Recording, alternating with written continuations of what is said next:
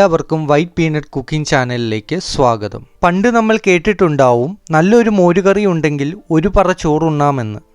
ഇതിന് നല്ല പുളിയുള്ള മോരുകറി ഇല്ലെങ്കിൽ എന്ത് ചെയ്യും? എന്നാൽ ഒരു പറ ചോറുണ്ണാൻ റെഡിയായിക്കൊള്ളൂ.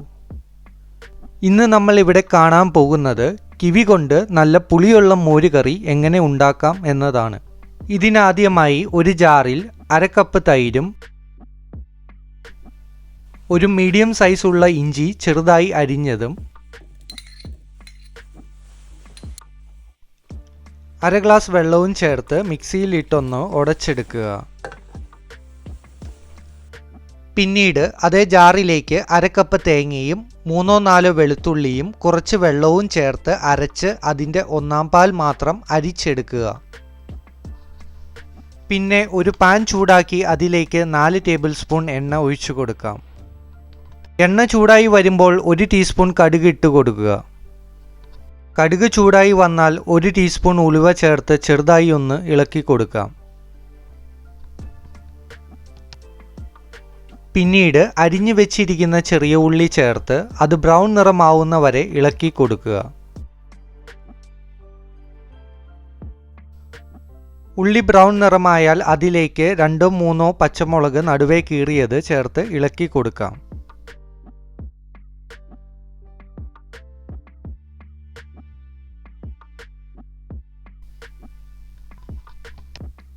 പിന്നെ അതിലേക്ക് ഉണക്കമുളക് കൂടി ചേർത്ത് ഇളക്കി യോജിപ്പിക്കുക. ഉണക്കമുളക് ചേർത്ത ശേഷം ഒരിതൾ കറിവേപ്പില കൂടി ഇട്ട് കൊടുക്കുക. കറിവേപ്പില ഒന്ന് ഡ്രൈ ആയി കഴിഞ്ഞാൽ അതിലേക്ക് 1 ടീസ്പൂൺ മഞ്ഞൾപ്പൊടി കൂടി ഇട്ട് ഇളക്കി യോജിപ്പിക്കുക. പിന്നീട് 1 ടേബിൾ സ്പൂൺ മുളക് പൊടി കൂടി ചേർത്ത് ഇളക്കി കൊടുക്കുക. മസാലയെല്ലാം നന്നായി ചൂടായി കഴിഞ്ഞാൽ പിന്നെ അതിലേക്ക് അരച്ചു വെച്ചിരിക്കുന്ന മോര് ഒഴിച്ച് നന്നായി ഇളക്കി യോജിപ്പിക്കുക. പ്രത്യേകം ശ്രദ്ധിക്കുക, മോരൊഴിക്കുന്നതിന് മുമ്പ് തന്നെ അടുപ്പ് ലോ ഫ്ലെയിമിലേക്ക് മാറ്റാൻ. മോരൊന്ന് ചൂടായി വന്നാൽ 1 ടീസ്പൂൺ ഉപ്പ് കൂടി ചേർത്ത് കൊടുക്കാം. ഉപ്പ് കുറച്ച് മാത്രമാണ് ഇപ്പോൾ ഞാനിവിടെ ചേർക്കുന്നത്. ബാക്കി നിങ്ങളുടെ ആവശ്യാനുസരണം അവസാനം ചേർത്ത് കൊടുക്കാവുന്നതാണ്. പിന്നെ അതിലേക്ക് സ്ലൈസ് ചെയ്ത് വെച്ചിരിക്കുന്ന കിവി ചേർത്ത് നന്നായി ഇളക്കി കൊടുക്കാം.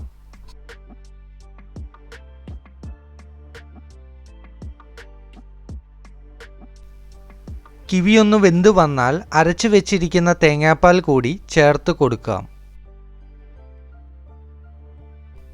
തേങ്ങാപ്പാൽ ഒഴിച്ച ശേഷം അതിൻ്റെ പച്ചമണം മാറുന്ന വരെ തീ ലോ ഫ്ലെയിമിലിട്ട് 2-3 മിനിറ്റ് നേരം ഇളക്കിക്കൊണ്ടിരിക്കുക.